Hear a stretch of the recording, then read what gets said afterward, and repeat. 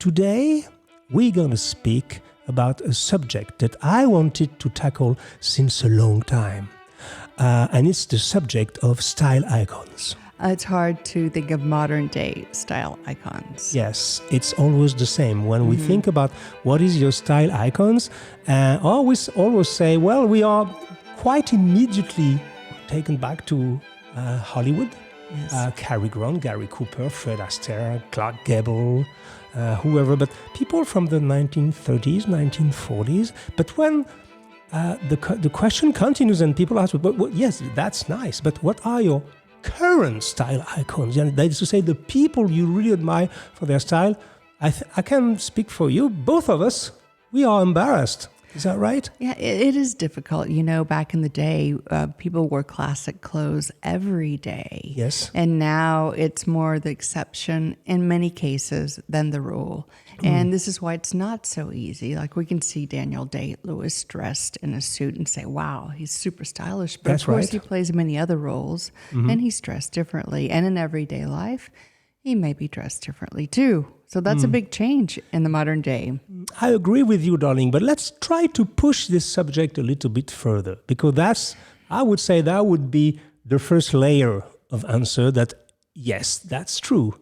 Back in the years, people were wearing suits or were dressing up the way we classic style lovers like to dress up more regularly. But it's not, in my opinion, the only reason why we are attracted to this icon, because I don't believe only clothes make an icon. I think there's something else, and we're going to try to deep dive in this subject. That's a good point. Yeah, and for that, we had the pleasure years ago.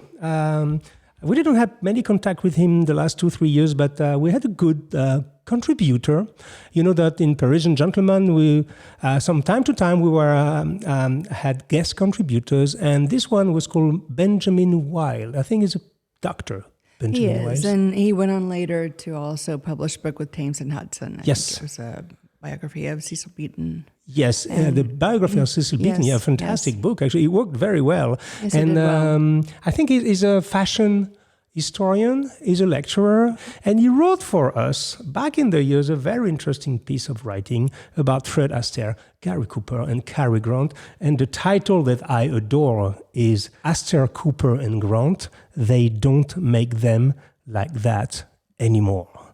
This is a beautiful way. I didn't know this expression. It almost sounds a little baseball. Oh, yeah? And Benjamin Wilde's very sophisticated, so it was a funny title. I liked it. Yeah, and so in this article, he's taking, we're going to take a few abstract and then try to discuss around it. But I think he really managed to nail it, to really show us that it's not only about the way these people wear clothing and make them icons, but it was more about a global attitude and maybe even the representation of masculinity of men and what they represented back in the years. So he's taking a few references and he's quoting an article by a man called Richard Cohen from the Washington Post. And that was in 2010, something like that. And this man wrote an article about the new sex appeal promoted by the last film of James Bond. And he was explaining that this guy was complaining to say that now the so-called style icons or the men's icon of the years 2010 is already 10 years ago.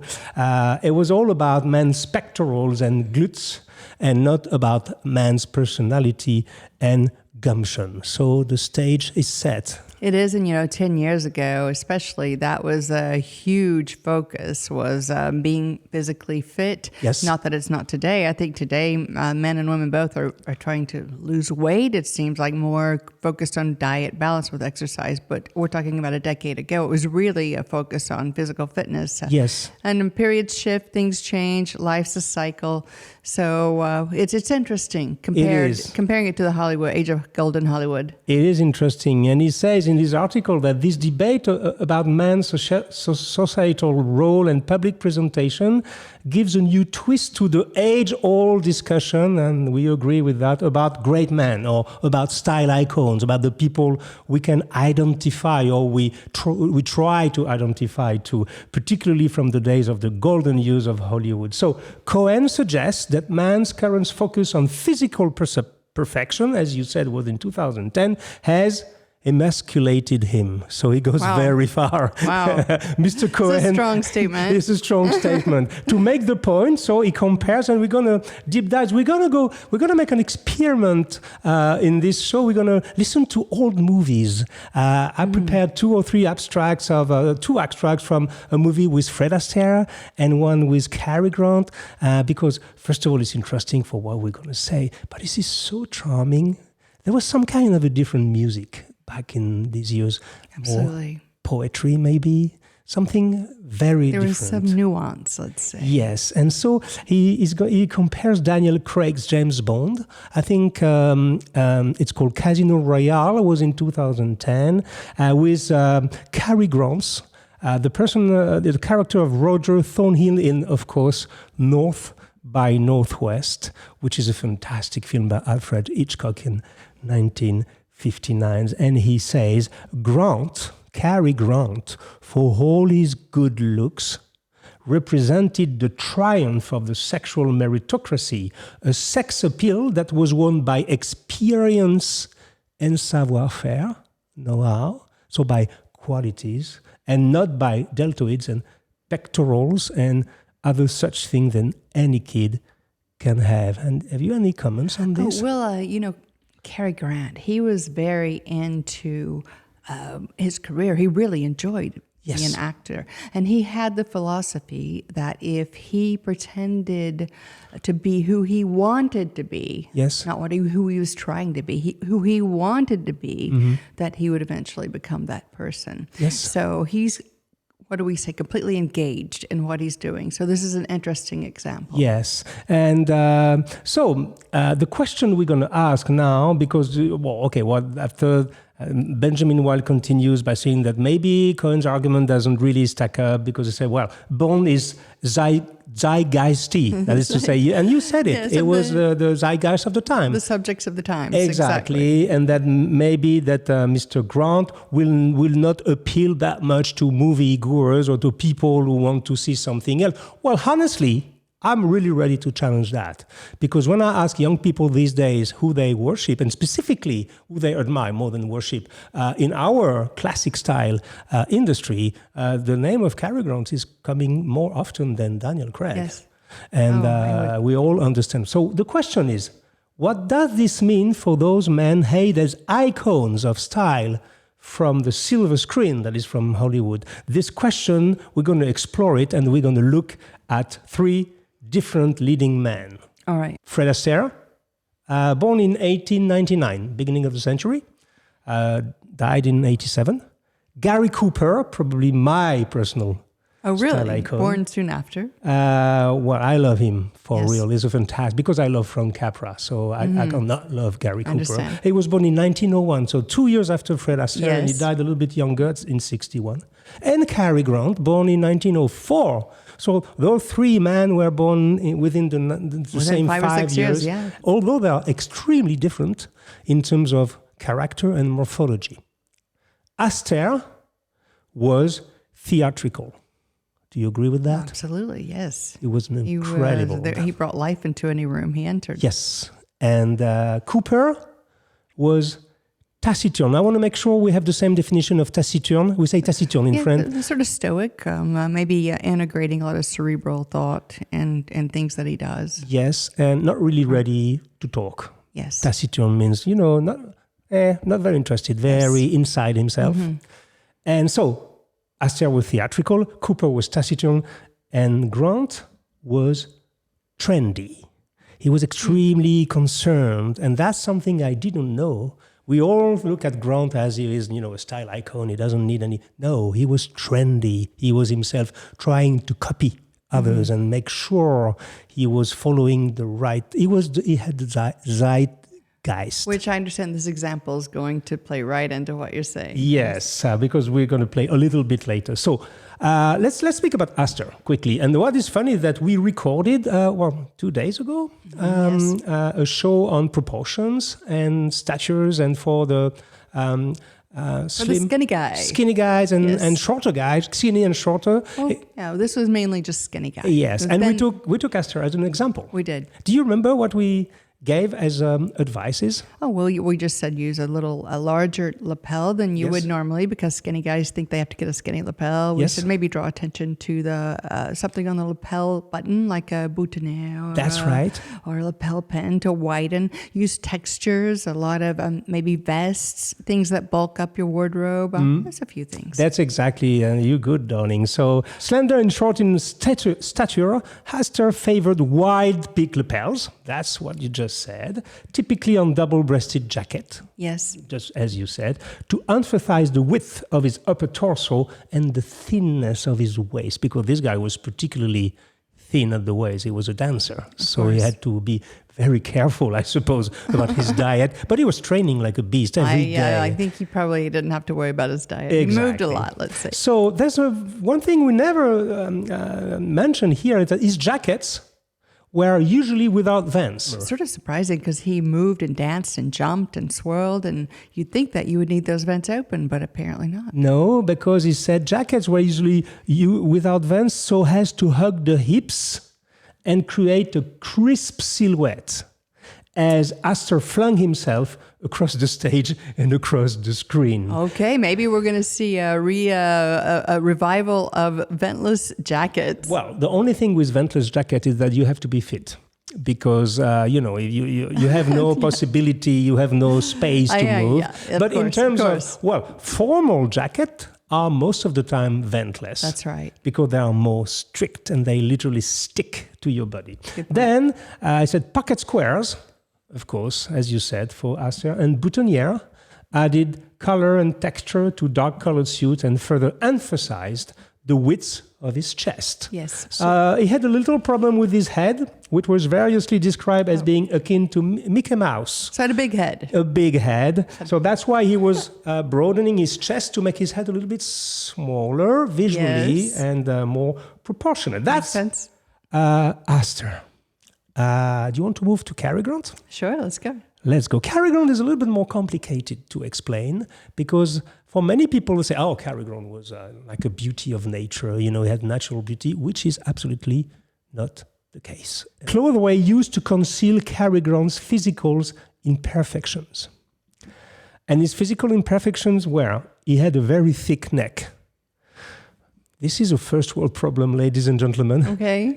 Yeah. His neck was like an athlete, right? Well, I mean, short and thick. Like a rugby player, let's say. Yes. Well, not the rugby players of the 21st centuries, because the rugby players of the 21st century, they're not human anymore. They barely have a neck. Oh my God. This is their head merged with their shoulders. Exactly. It's massive. He had sloping shoulders. Yes. Very sloppy shoulder. And some say that he had a wonky walk. What is a wonky walk? Just when you're awkward, when you walk, sort of like a nerd walk. Yeah. So you see, thick neck, sloping shoulder, wonky walk. This is not the archetypical style icon in the first place. But, that's true.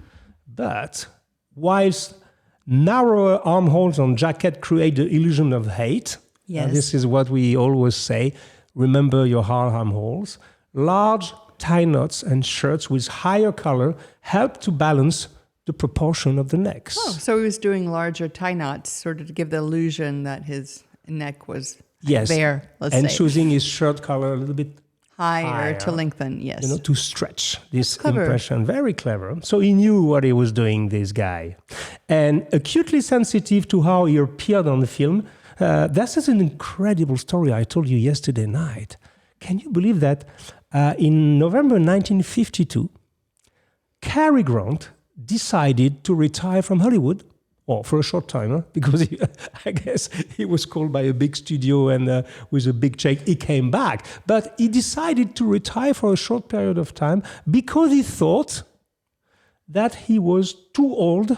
He was 48, I think. He was 48. Yes, he was too old to be a convincing leading male at 48. Maybe he was just tired and wanted a break. We don't know. Well, if he retired at Hollywood at 48, I'm 57. I should probably be in a nursing home. You love what you do, so Of course, but it's Grant was loyal to tailors.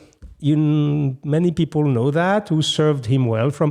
He was loyal from a very beautiful shoemaker from Chicago that you know well. You remember the name of this factory in Chicago? Oxford's there. Oxford, exactly. So he was loyal to Oxford. I didn't know that.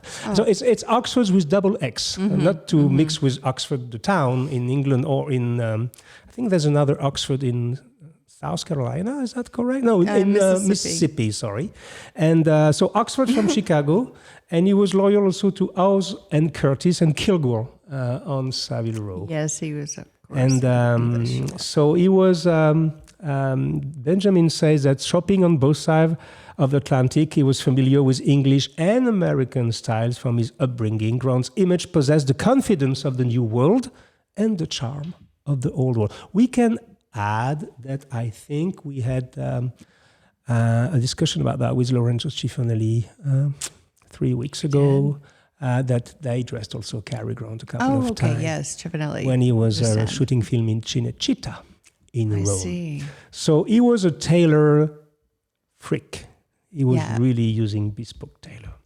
Now, I have the impression I speak way more than you. Is that it's okay because this is your passion. I mean, how many times have I heard you say these 3 names? I can't even count them. So I'm just enjoying watching you enjoy yourself. So okay, darling. Don't hold back. Okay, no, I don't feel bad. I just want to try to balance because, we are recording so many podcasts and YouTube videos. Just be natural. Go. Because I'm really passionate with that. Please. And we're going to continue. Maybe if you like this kind of saga, we're going to continue from the style perspective, telling the story of these people. I'm a big fan of Frank Capra, for example. Anything around Frank Capra work with with Clark Gable, with Jimmy Stewart, with Gary Cooper. I'm passionate with that. Barbara Stanwyck and Jean Arthur and Donna Reed and all these people are incredible. So we'll continue on that. So now let's switch to Gary Cooper. So the main difference of Gary Cooper was he was a very tall guy. Yeah, large guy. Cowboy even. He like was a real cowboy. Exactly. Yes. I don't know if he was as tall as John Wayne.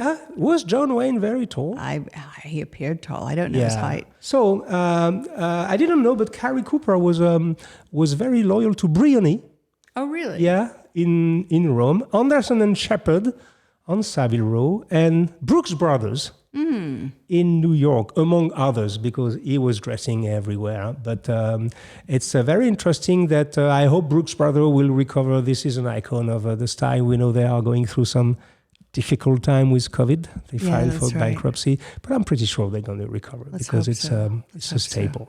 Yes, this was an unusual personality, Cooper. Of course, he was very cerebral. And he wasn't naturally social, but he had a different viewpoint than Grant. Okay, at first he said that he thought life was a stage, and so even when he wasn't on stage, he felt like he was on stage, meaning he had to perform all the time in his mind. Cooper. He had to continuously perform because he was a natural cowboy, really, by nature. But he was pushing himself. Yeah. Well, eventually in life, after some experience, he said that what he valued most was people who use their own eyes and their own brain, because he just saw a huge loss of individual thinking and even seeing in Hollywood. And so this guy was sort of a philosopher. He was a visionary man. Yes, and a visionary. He would be very... This is probably why I love him so much as an actor. Because, it's not only an actor. When Daniel Craig is playing James Bond, he's a good-looking guy with nice glutes and pectorals and deltoids, but at the same time he's playing the role. When Gary Cooper is playing John Doe in Frank Capra's masterpiece of 1946, I guess, Miss John Doe with Barbara Stanwyck, he plays John Doe, but you can feel Gary Cooper is here too. Gary Cooper was raised in an American frontier town. So he was introduced to the bold colors and textiles of Mexican garments. Oh, yes. There's a lot of those. Yes. He was educated in Edwardian England. I didn't know that. So he had a very formal education. So he became equally familiar with, on one side, tweed, and on the other side, the three-piece suit. So he was very sartorially educated. And then I would have thought the reverse.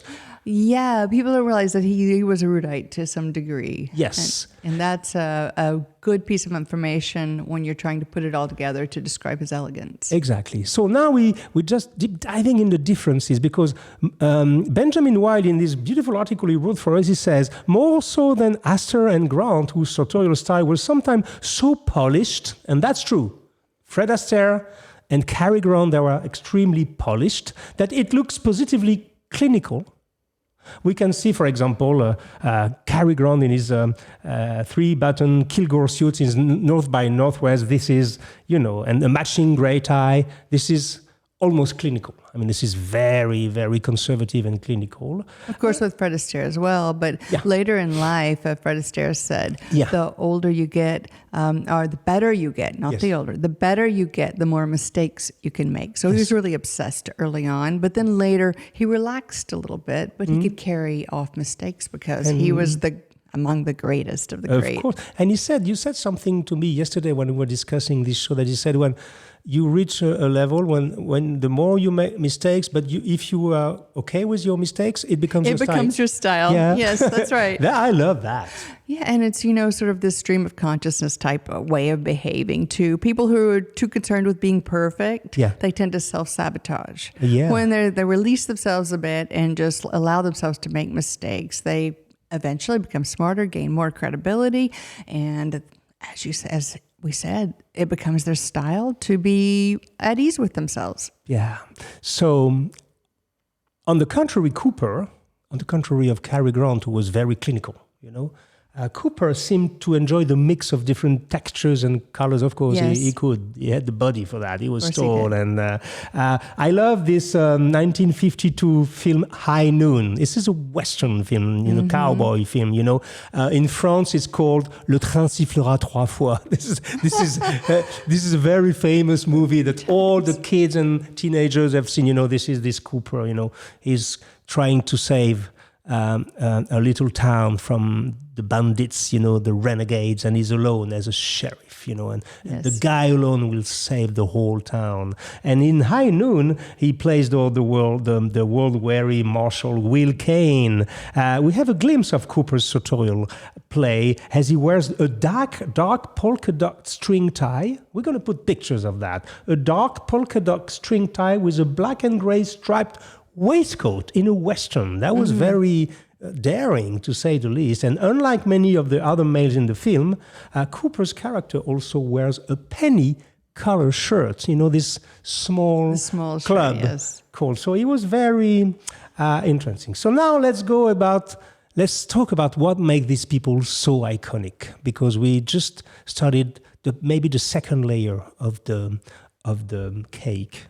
In early Hollywood films, the lead character, writes Benjamin Wilde, the good man and the bad man, the goodies and the baddies, were often distinguished by subtle wardrobe differences. And now we step into the real subject. The way the good guys and the bad guys were dressing was a language. We speak about gangster suits, for example. You see? Chalk stripes. And this totally disappeared. Can you think about a film today where the actors is dressed?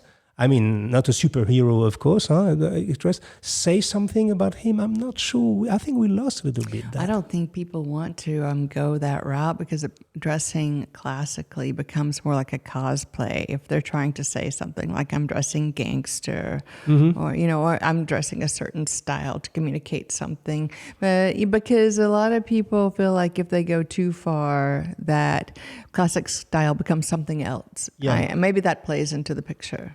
That probably plays into the picture. I'm a little bit stressed right now because I don't remember which button I have to push to do the Fred Astaire or the other one, whatever. Because you're doing a lot. That's true. Well, I'm gonna try, and if it's the wrong one, I'm gonna change. So I think we'll survive basically, it. Fred Astaire was particularly good at making sure he stood up. stood out. That was his thing. He wanted to stand out of the crowd. And in his 1938 movie Swing Time, and I wanted to share a little bit of this Swing Time movie, Astaire ensured distinction by wearing a double-breasted dinner jacket in the evening dance scenes with a floppy bow tie, while all the other men sharing these scenes wore single-breasted suit, winkle shirts, and conventional bow ties in white and black, and he also had a boutonniere. Swing Time is in 1938, and it's a very interesting movie. It's about this guy who's about to get married. He's a dancer. And so, of course, it's Fred Astaire. And he's about to marry a very high-level woman from a high-level family. Okay. And his friends make a bet that he will not marry her because the father was not really happy that she will marry a dancer. So they make everything they can to make him... They're trying to delay. To make him become late to his wedding, so that the wedding will be okay. And in this opening sequence, one of the guys is looking at Esquire magazine, yes, and he's just looking at and they're going to speak about cuffs on the trousers. That's funny. And this is so charming. Listen to this little abstract. Hi, fellas.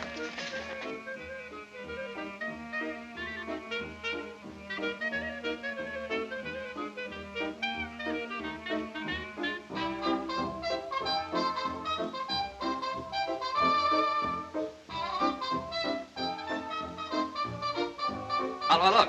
Marvelous. Colossal. Splendid. Oh, wait a minute. No, you're not going like that.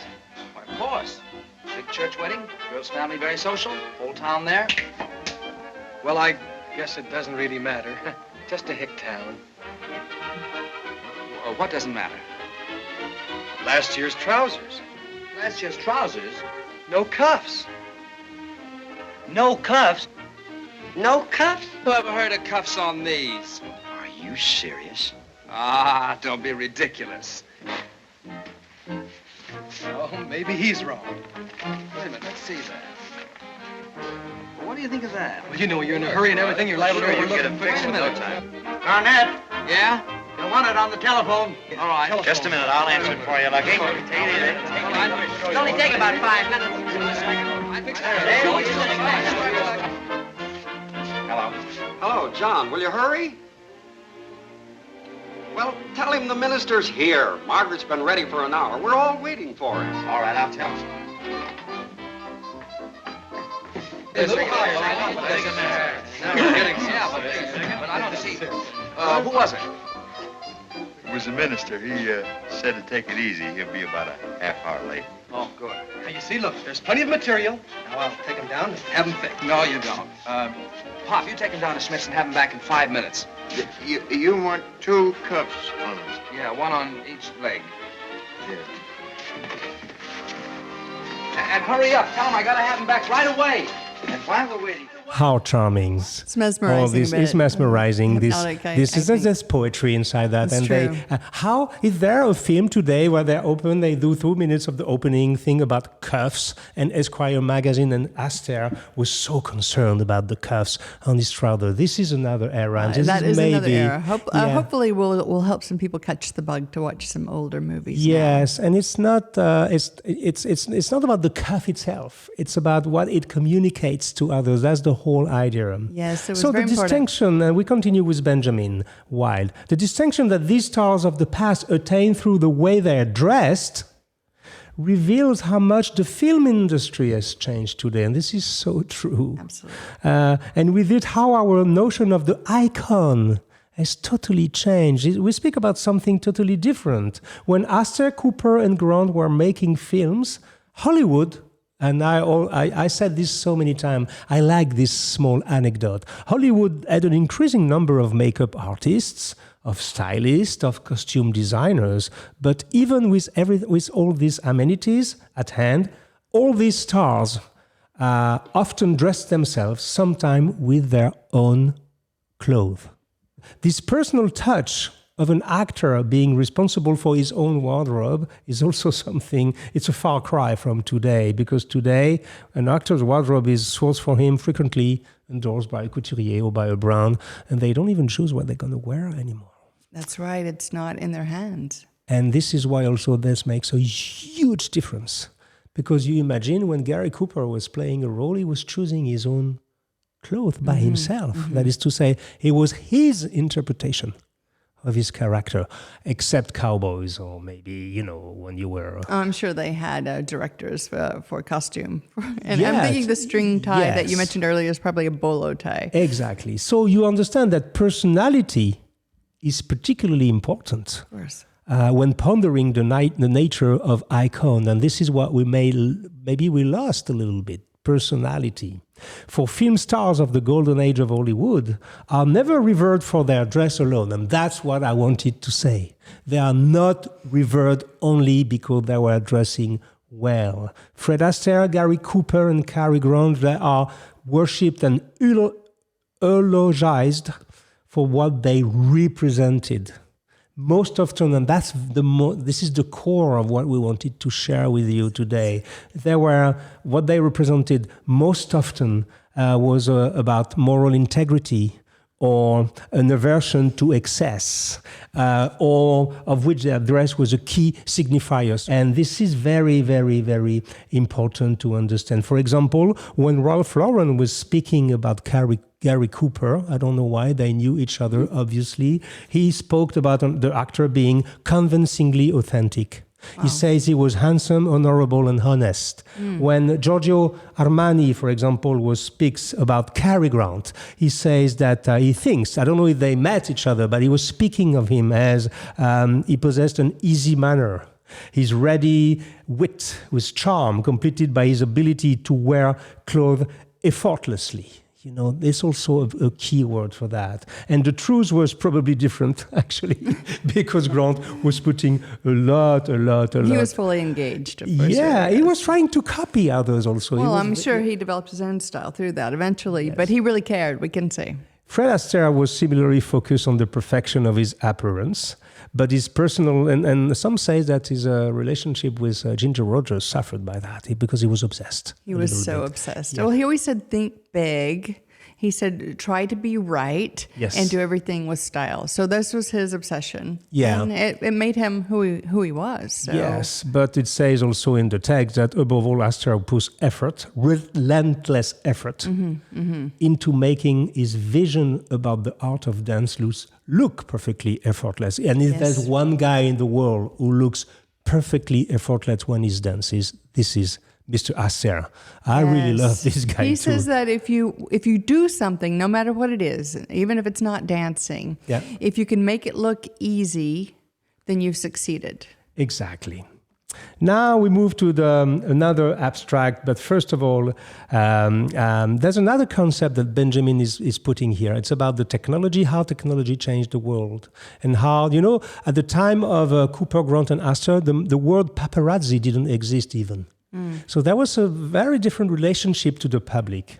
And he says, the world generally receives stars as stars chose to present themselves, which is not at all now how it works today with technological development.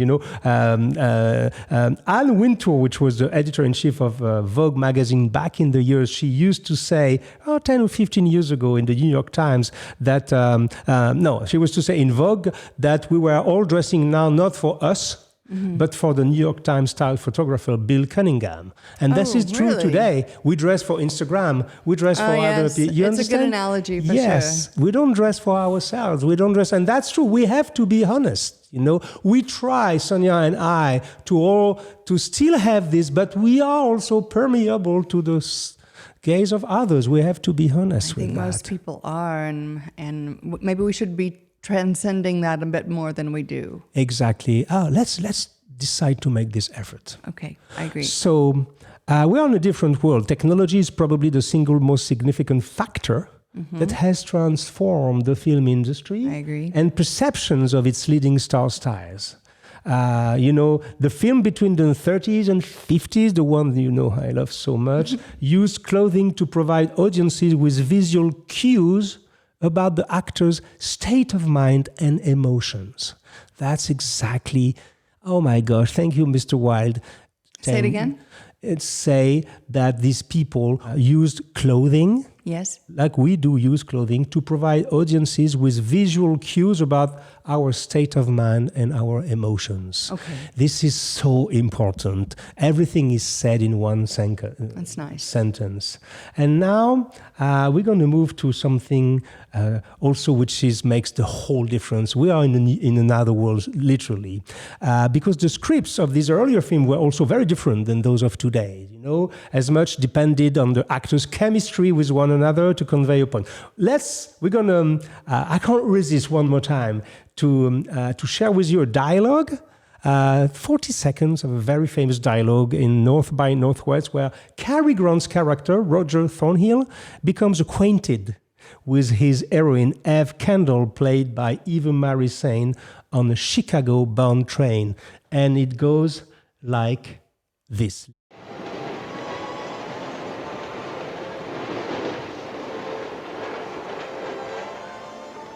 I know, I look vaguely familiar.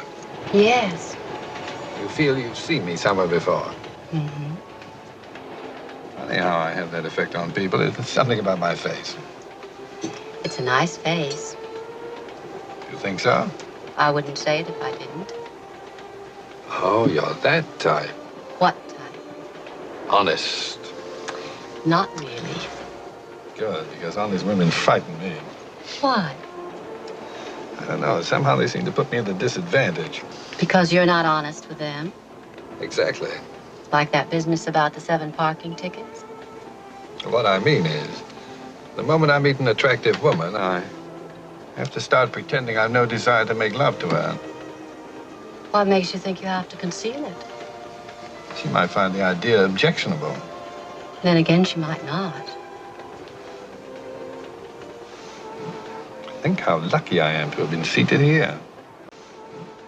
Ladies and gentlemen, I adore that. I adore it because this verbal exchange is light but edgy at the same time. Right. It's like the subtlety made it more powerful.